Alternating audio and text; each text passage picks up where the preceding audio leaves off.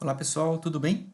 Vamos para mais uma videoaula na nossa jornada de automação industrial. Então, nessa quinta aula, nós vamos estar vendo um pouquinho sobre instrumentação industrial, né?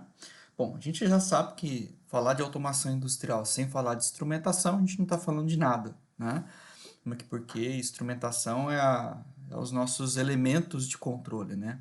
São os nossos inputs e os nossos outputs de ações, né? Tanto dos olhos que a gente viu na aula anterior, né? Sobre os tipos de variáveis de processo, o sensor, ele entra aí na família da instrumentação, né? O elemento final de controle, ele entra aí na família de instrumentação. Então, para quem está querendo aí ingressar na área de automação industrial sem passar pela instrumentação, acredito que seja um pouco mais difícil, porque você deve entender muito bem dos elementos a qual você tem que estar controlando, né? Você tem que conhecer sinais, você tem que conhecer ações, posições, né? Então tudo isso é atrelado à automação. Então hoje, né, de um modo bem superficial, a gente vai falar um pouquinho sobre a instrumentação industrial. Bom, ao pé da letra, é a ciência que estuda, desenvolve e aplica instrumentos de transmissão, registro, controle e ajuste de variáveis, a fim de aprimorar o desempenho dos mais variáveis, né, variados processos. Eu já trabalhei com instrumentação industrial, né? Já fui instrumentista, também fui metrologista, né? Trabalhei na área de calibração de instrumentos, né? Numa indústria, né? Numa usina, tá? Então a gente vê o tão importante que é você ter um instrumento calibrado, né? A gente tinha muita dúvida na época, né? Diferença de ajuste, calibração, né? Qual que é a ideia disso, né? Na verdade, a gente garante que o erro do instrumento esteja dentro do aceitável da variável de processo, né? Então a gente não chega lá e altera as condições iniciais do instrumento, mas porque o instrumento ele sofre desgaste com o tempo, né?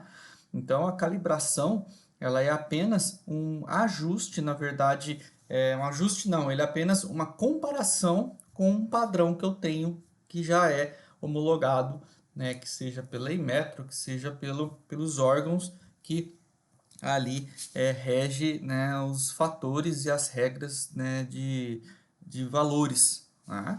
Então, seguindo, a gente vai falar um pouquinho mais sobre isso para frente, tá? Então, as principais variáveis controladas dentro de um processo industrial em que a instrumentação está presente são pressão, nível, vazão e temperatura. Eu acredito que a gente da área de automação industrial e para quem é instrumentista, essas quatro variáveis são a vida do dia a dia de um instrumentista.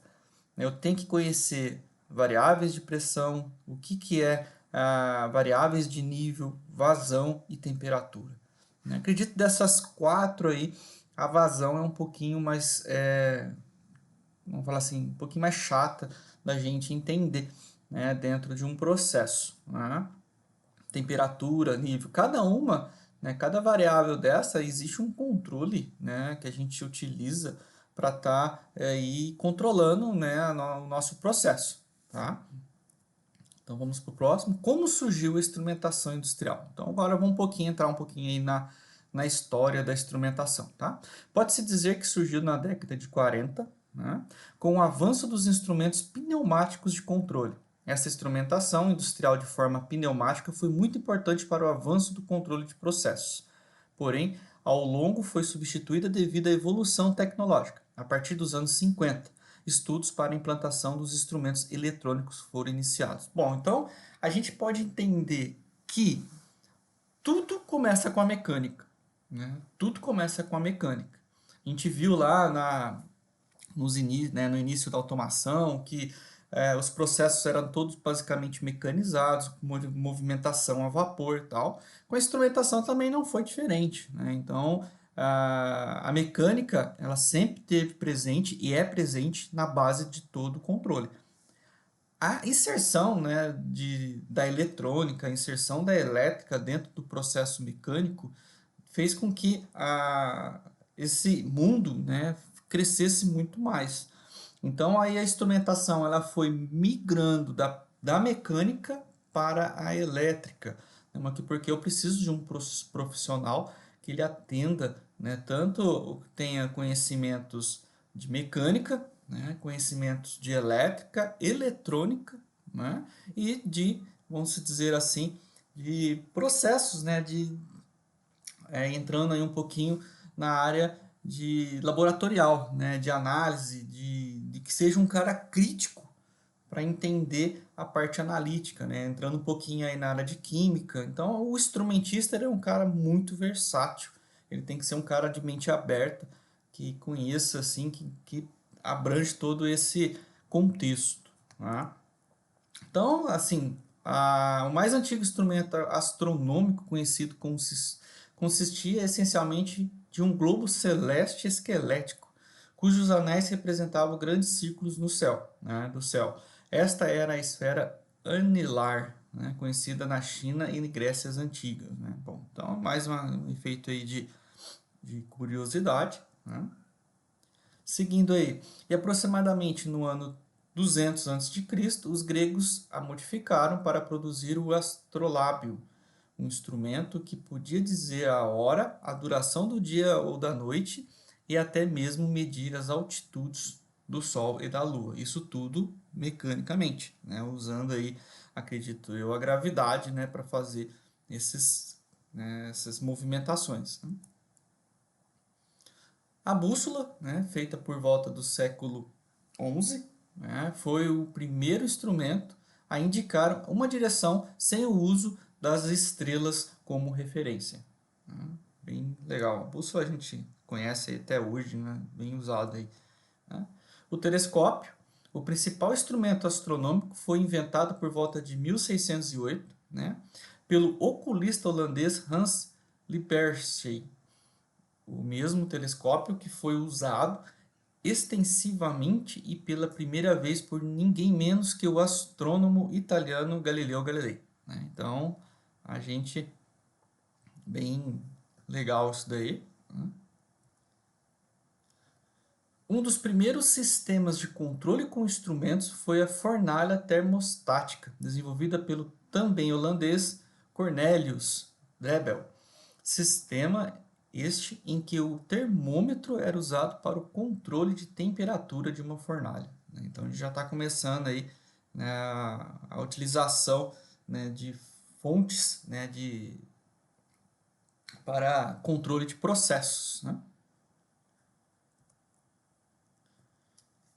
Em 1788, no início da primeira Revolução Industrial, o escocês James Watt inventou um regulador centrífugo, que era usado para manter a velocidade de uma máquina a vapor em uma taxa pré-estabelecida. Esse eu acredito que seja o start, né, que a gente tem de instrumentos atrelado à mecânica, né, de movimentação a vapor. É bem interessante essa funcionalidade desse instrumento, né? A gente tem até aí opa, vamos voltar aqui. A gente tem até um exemplo aí de como ela funcionava, né?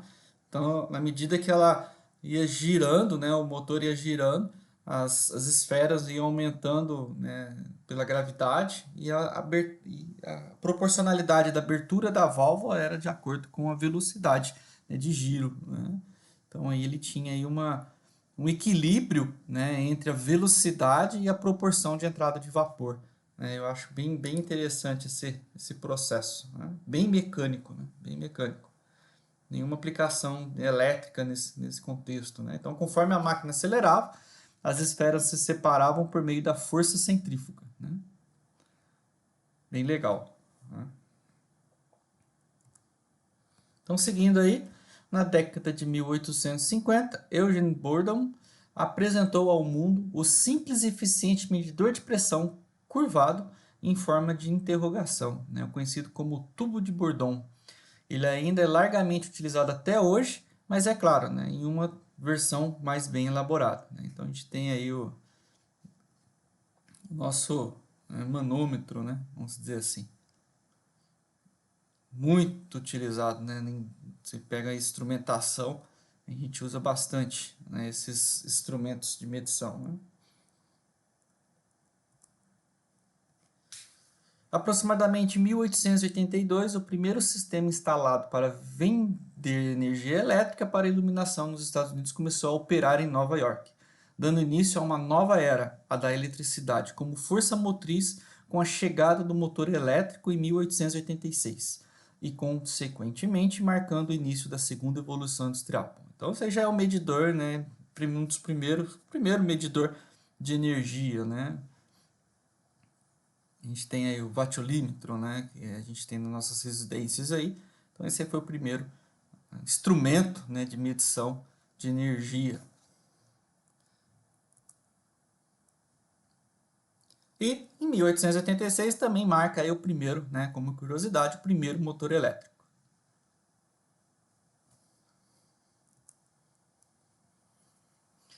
Com o surgimento de processos industriais mais elaborados e complexos, em indústrias cada vez maiores, surgiu também a necessidade de maior velocidade no controle dos processos e também um controle de processos mais precisos, né? Então a gente já vê que a indústria aí começou a demandar, né, mais produção, né? Então, controlar o nível de um simples tanque abrindo e fechando uma válvula pode até parecer fácil, mas imagine 40, 50, 100 tanques de 50 mil, 100 mil, 500 mil litros e em 3 ou 4 turnos de trabalho. Então, a gente exige aí um processo muito bem elaborado, né, controlado, intertravado, né, porque a gente precisa, acima de tudo, também ter segurança sobre esses processos, né?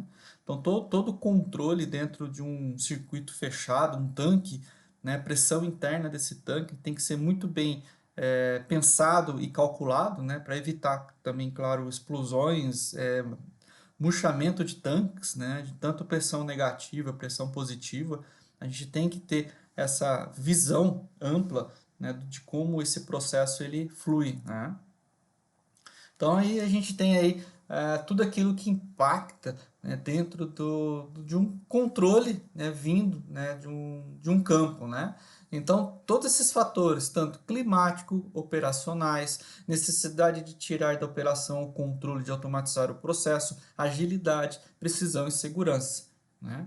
Então tudo aquilo que a gente tem de campo que possa estar tirando da mão da operação e deixando isso o mais automático possível, né, é a confiabilidade que eu preciso ter dos instrumentos que vêm, né, os sinais que vêm de campo.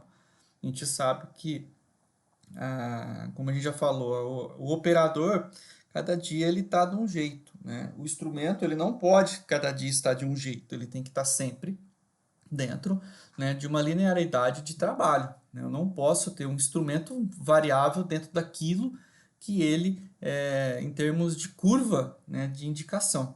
Tá? Então, a parte que a gente precisa ter como relação, né, que a gente tem que considerar na hora de um controle, eu acredito que principalmente fatores climáticos, né? Isso aí impacta muito, né, nas leituras de instrumentos, principalmente quando a gente está correlacionando aí, campo, não é? Então, seguindo, então a gente tem aí uma sala de controle, né, que seria aí um supervisório, só que em meio físico, né? A gente tem na automação industrial já o supervisório em meio gráfico. Esse aí é o supervisório na era, né, da instrumentação, né? Então, por isso que muito profissional, né, que vem da área de instrumentação migrou para automação, né? A gente vê em conjunto, porque na verdade o supervisório, né, aqueles indicadores que a gente vê aí na tela do supervisório de pressão, vazão, corrente, tudo aquilo é oriundo de um instrumento. E antigamente, como não tinha, né, inserção do supervisório, você tinha isso gráfico, né, construído uma bancada com os próprios instrumentos ali na sala, né, de controle. Então a gente vê aí os instrumentos aí fixos diretamente, né, na parede, na bancada, justamente para esse controle, chaves totalmente manual, né? Então a gente vê que a instrumentação ela é o alicerce da automação industrial, né? Então, aí mais um exemplo aí, né, de uma sala de controle. Todos os instrumentos, a gente via muito isso em usinas hidrelétricas, né? Bem interessante. Então, aí, nas inspeções de campo, operação, né, em mecânico, né? Então, a gente, como o instrumento, ele em épocas não tinha a inserção da eletrônica, ele era praticamente 100% mecânico. Então, a parte da instrumentação era uma rota mecânica, né? Onde o mecânico ele passava, verificava as condições do instrumento, verificava se não havia vazamento, fazia os testes, né, de estanqueidade, né, de todo o instrumento e depois, né, de tempos em tempos, era programado aí a calibração, né, desse instrumento, né? A gente vai falar um pouquinho para frente sobre calibração. E como a gente falou, né, os ajustes eram todos feitos manualmente, né? Não tinha aí muita, né, novidade, né? Se o produto ele é mecânico, ele, né, ele não tem nenhuma inserção. A atividade de ação ela é pneumática, né? E a construção completamente 100% mecânica, né? E aí tá, né, elementos primários, né, a gente vai ver, né? Um simples ou simplesmente sensores, né? São aqueles que estão ligados diretamente ao processo, né? E os que primeiro sentem a variável. Temos como exemplo termômetros e manômetros, tá? Então, o que a gente entrando um pouquinho agora em entradas, né, de controle vindo lá de campo. Então, a gente tem aí, né, mais conhecido aí como o Termopar, a gente tem o PT100, né? Termopar que trabalha aí com corrente, né? E o nosso PT100 que trabalha com resistência. Então a gente de sinal, a gente vai ver também mais para frente aí os sinais de entrada, né, de cada instrumento ao longo do nosso curso. Um exemplo aí, né? A gente tem os conversores ou transdutores, né? Emitem um sinal não padronizado correspondente a proporcional à variável medida, né? Como exemplo, um termopar que mede temperatura emite um sinal em milivolts, né? Ou uma termorresistência que também mede a temperatura e emite um sinal de resistência ôhmica. Então, esse conversor, ele justamente ele converte um sinal que vem em resistência, né, para um sinal milivolts ou até mesmo corrente, né? Porque a gente tem lá tanto de 0 a 10 milivolts, ou então a gente tem aí o nosso 4 a 20 miliampere, né? Que ele faz essa conversão para a gente, né? Então, o conversor, nessa fase, ele é muito importante para o trabalho aí, né, de controle de entrada do cartão no CLP, né? Então, um exemplo aí muito usado, né? Então, a gente tem média temperatura emite um sinal de resistência ôhmica, né? Então, a gente tem lá o PT100 e o PT1000, né? PT100, ele medindo aí 0 grau, ele vai ter 100 ohms, né, de resistência. É uma curiosidade aí no pessoal que da instrumentação, né? E tem um cálculo que faz para converter, né, o que ele está lendo em resistência e converte aí em 4 a 20 para saber se ele realmente está chegando no cartão do CLP a resistência, né, a corrente correta, né? Então a gente chama, o pessoal chamava isso aí muito de bolachinha, né? Isso aí sempre acompanha aí o PT100, né? Bem legal, né? Indicadores, né? O que são isso, né? Um instrumento que apenas indica o valor de uma variável. Se for local, temos o manômetro que mede pressão e indica em uma escala gráfica, né? Se for remoto, pode ser qualquer variável, né? Ele recebe o sinal emitido por um transmissor e indica em litros, temperatura, né? Metro cúbico hora, porcentagem ou qualquer outra unidade desejada, né? Então, isso aí são os nossos indicadores de campo, né? São os caras que na rota de campo do mecânico ou do instrumentista, ou até mesmo do cara de automação, são aqueles que estão ali, né, medindo tempo, né, em tempo real aquilo que está sendo processado, né, no processo, né? A gente tem os transmissores, São instrumentos que recebem um sinal de sensores e transmitem um sinal padronizado, seja pneumático, elétrico ou digital. Tá? Então, no anterior, ele só indica, né? Seria um manômetro lá, então ele não tem nenhum sinal que ele emite, né? Que ele transmite isso remotamente. Né? Então, ele fica ali naquele local. Né? Já um transmissor, ele tanto ele indica no seu display, quanto ele transmite esse sinal, né, para controle. Então, ele vai mandar esse sinal, né, que seja 4 a 20 ou 0 a 10 para o nosso cartão de entrada analógica, né, do nosso CLP. Ok? Então, esse é o cara. Esses aí são os famosos transmissores. Né?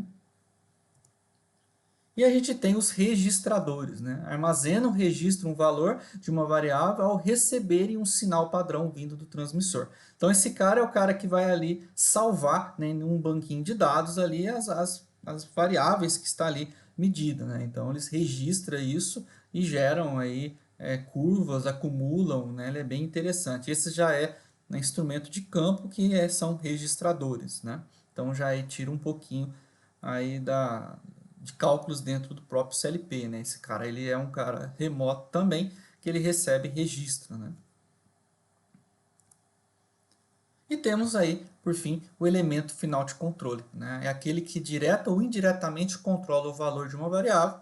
Como exemplo, temos as válvulas que controlam a vazão de fluidos, os motores que podem controlar a velocidade, a vazão, a abertura e o fechamento, as resistências que controlam a temperatura, etc. Bom, então essa daí é a evolução daquele instrumento, né, da centrífuga, né, que a gente viu a vapor, né, na força centrífuga ele vai controlando a saída e a entrada, né, a abertura ou fechamento de uma válvula, né, a partir, né, da velocidade. Mas essa daí ela já é proporcional elétrica, né, então já é uma válvula de controle, né, dos tempos modernos, né. Bom, pessoal, então essa aula de instrumentação é mais breve, mais para a gente ter uma noção, mais para concluir, né, como experiência, né, na área de instrumentação que eu já vivi e também já trabalhei na área de metrologia. Então a gente viu que a indicação de um instrumento ele é muito importante, né, justamente por conta de um perfeito controle. Se eu não tenho um instrumento bem calibrado, bem controlado, eu não tenho nenhum controle para. Então, tudo aquilo que vem de campo dentro do CLP que eu vou fazer um cálculo, ele precisa ter confiança. Né? Então, a confiabilidade da instrumentação dentro do controle de CLP é o essencial. Tá? Não adianta ter uma lógica maravilhosa se o que vem de campo não funciona bem. Né? Não adianta. Tá? Então, tanto o investimento da indústria em relação ao profissional que vai trabalhar na área de automação, tanto quanto tem que ser para o cara da instrumentação. Tá? O cara da instrumentação é a chave do processo. É um dos mais importantes profissionais dentro de uma indústria de processo. É o instrumentista.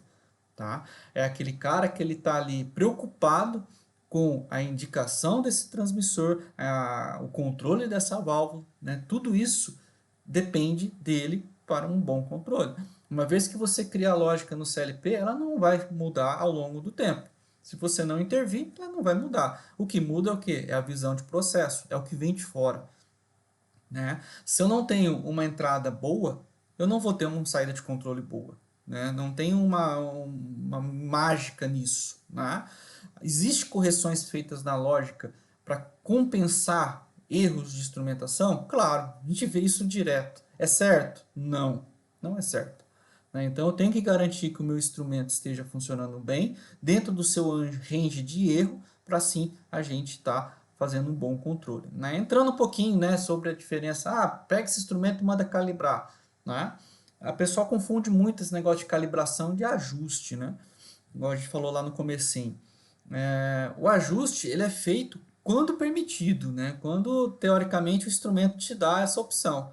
Né? O ajuste diretamente a ele não é uma condição normal. Então a calibração é o que? Apenas a comparação, né, desse instrumento com um instrumento padrão, que tem rastreabilidade, né, de um original, né, vamos dizer assim.